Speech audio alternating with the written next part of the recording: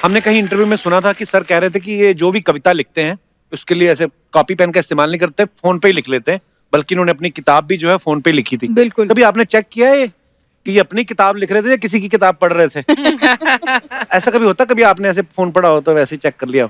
मतलब अर्चना जी का सवाल था। मैंने कभी नहीं चेक किया। ये आश्चर्य की बात है कपिल, सच में मैंने इनका फोन कभी चेक नहीं किया है। ना तो मुझे इनका कुछ पासवर्ड है क्या आपका फोन पे? बताइए। देखिए सर, हमारा काम ही है रिश्तों में दरार डालना।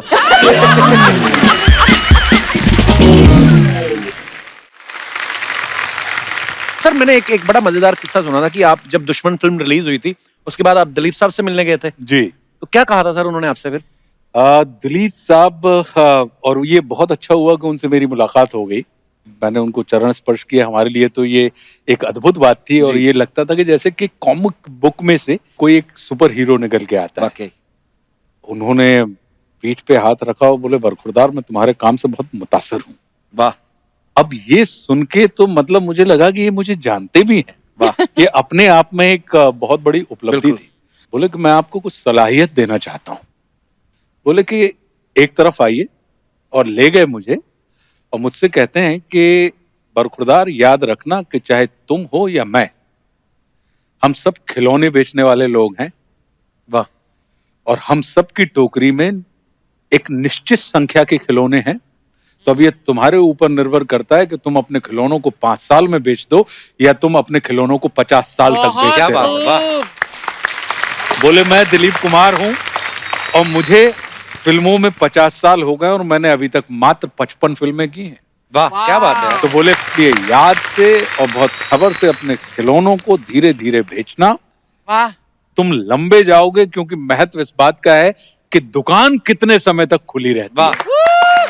बोले the biggest power is not wanting power. जब तुम्हारे अंदर टेबल पर पैसा देखकर फिल्म इंकार करने का रुतबा आ जाए तो समझना कि तुम बहुत पावरफुल। वाह, क्या बात है। अच्छा, आज आशु सर और रेणुका मैम यहाँ बैठी हैं। ये मल्टी टैलेंटेड हैं। आशु सर एक्टर हैं और लिखते बड़ा अच्छा है, पोइट्री भी करते हैं। रेणुका मैम गाती बड़ा अच्छा है। बहुत बढ़िया, मैंने सुना। मैम बहुत आज अच्छा। कुछ हो जाए, लोगों को मजा आ जाएगा मैम आज आपकी आवाज में कुछ सुन के। चलिए, जब पहली बार मैं इनसे मिली तो संघर्ष के सेट पे मिली, तो संघर्ष फिल्म का ही गाना पेश करते हैं। हाँ, क्या बात, क्या बात।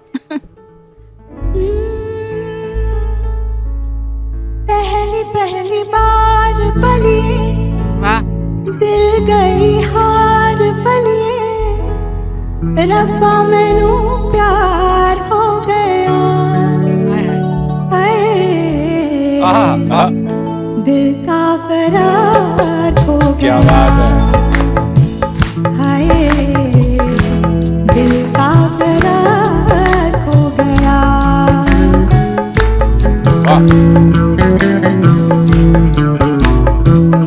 तेरे लिए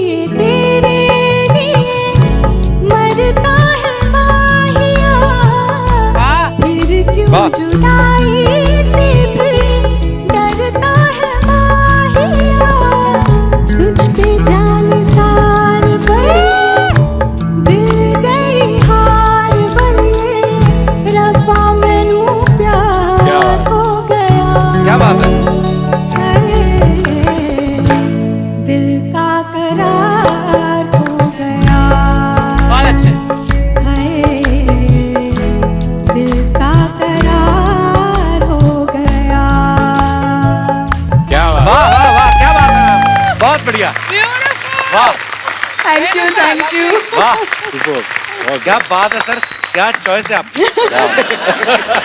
नहीं, पर कपिल आप भी इतना सुरीला गाते हैं, बहुत अच्छा गाते हैं। मेरी एक गुजारिश है आपसे कि इन्हीं की एक फिल्म का गीत है जो आपसे मैं सुनना चाहूंगी। कौन सा? चिट्ठी ना कोई संदेश। दुश्मन फिल्म का। प्लीज हो जाए कपिल। सर, हो मैंने जाए, हो बहुत सुना जाए। है वो, और मैं जरूर मैम।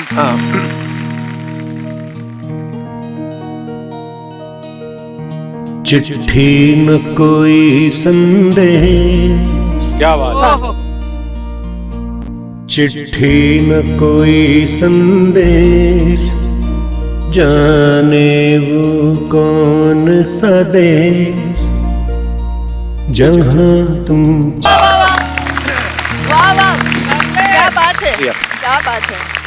ये बड़ी Beautiful. बड़ी एक्चुअली Beautiful. कुछ चीजें ना जो इतने लंबे समय तक याद रहती हैं आपको, और एक्चुअली जो फिल्में हम बनाते हैं, जिसका हम हिस्सा हैं, वो सिर्फ एक बिजनेस नहीं है, बिल्कुल मैम, लोगों को कितना कुछ देती है बिल्कुल मैम। फिल्में।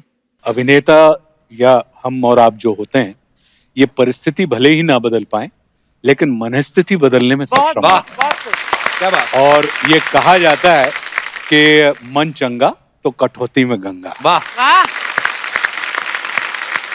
तो सर ऐसा होता है कभी कभी अफवाहें बड़ी उड़ती हैं, जी। तो कुछ अफवाहें आई हैं सर। अब जो देखिए, जो चीज मैं उठा के पढ़ता हूँ इसका मतलब वो मेरी नहीं है, वो जनता की तरफ से आई है, और इनको हम प्यार से जनता कहते हैं। मेरे तो कंधे से बहुत अफवाहें ये हैं, आशुतोष सर ने एक फिल्म में साड़ी पहनी थी जो बड़ी यादगार करैक्टर है, तो अफवाह ये है कि रेणुका मैम से भी जल्दी साड़ी आशुतोष सर पहन लेते हैं। तो इज इट ट्रू और रूमर? नहीं, इट इज ट्रू। मैं Really? इसलिए इसको सत्य मानती हूँ, क्योंकि हम कैसे दिख रहे हैं साड़ी में, इसको सवारने में हमको टाइम लगता है। हाँ। इनको कोई पड़ी नहीं होती है कि मैं कैसे दिख रहा हूँ। कैसे नहीं? रेणुका मैम, आपके बारे में ये अफवाह है कि जब आप टीवी सीरियल सर्कस कर रही थी शाहरुख खान साहब के साथ, तो अफवाह ये थी कि जब प्रोड्यूसर थोड़ा सा चेक लेट कर देता था तो आप हिंदी सीरियल में जानबूझ के मराठी बोलने लगती थी। ये सच है कि अफवाह है? मैं कई बार जिस तरह की हिंदी बोलती थी, लोगों को लगता था मराठी है।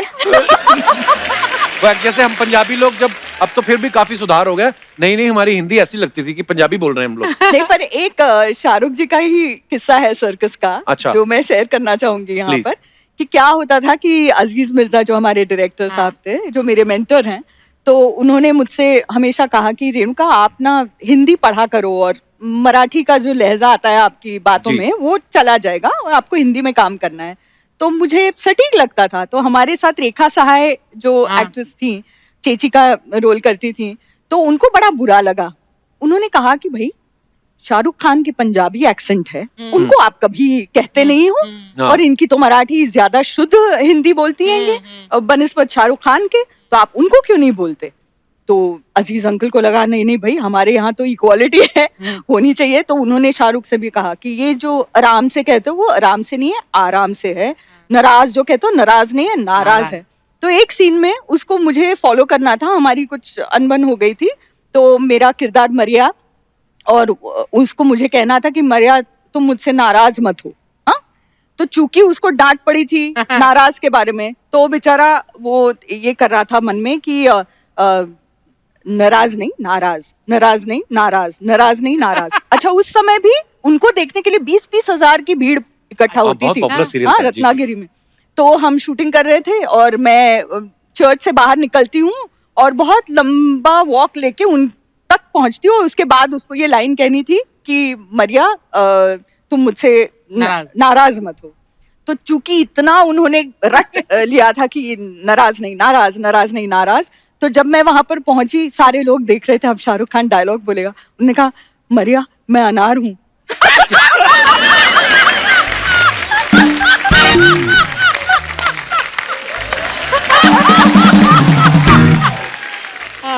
ओह, ओके।